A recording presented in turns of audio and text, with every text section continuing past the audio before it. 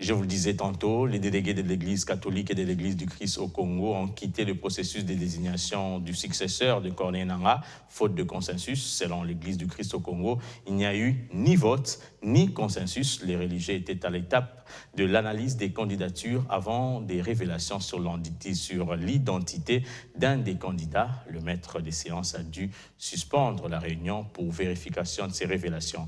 Nous sommes en ligne avec le pasteur Éric Senga, porte-parole de l'Église du Christ au Congo.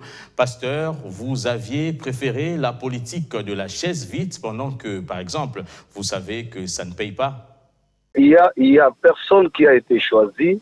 La séance a été suspendue parce qu'il a été fait mention des révélations, des graves allégations, des graves dénonciations et qui nécessitaient que le président de la plateforme élucide la question. Donc on ne peut pas à ce niveau parler des votes ni du consensus parce que si consensus ou vote il y avait, ça se passerait à la Senco et il y aurait un PV. Vous trouvez ça logique, une réunion qui commence quelque part et qui finit de l'autre côté? Quel est le péché qu'il y a quand le président de la séance demande de suspendre momentanément le temps pour lui d'avoir les éléments qui touchent sur les fonds et pas sur la forme? Donc ici, on ne peut pas dire qu'on a fait les votes ou les consensus. Nous étions encore en phase d'analyse des dossiers. On analysait les dossiers. Et quand on n'a pas fini l'analyse du dossier, il se pose des problèmes de fond.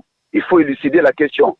La CENI n'appartient pas aux confessions religieuses. La CENI est une question de souveraineté nationale. Et quelles sont ces révélations? Ce n'est pas encore le moment. Il faut que les instances appropriées les disent. Ça sera dit. Rien ne sera caché. Mais ce qui est important, c'est de dire qu'il y a des choses qui ont touché au fond des dossiers de certains candidats.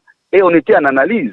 Donc on est encore en phase d'analyse. Si les uns les autres commencent déjà à parler des votes, alors ça c'est grave. C'est du forcing. Donc je pense que c'est tout à fait logique. Ça ne devrait même pas faire l'objet du débat. Merci beaucoup, pasteur Éric Senga. Je rappelle que vous êtes porte-parole de l'Église du Christ au Congo.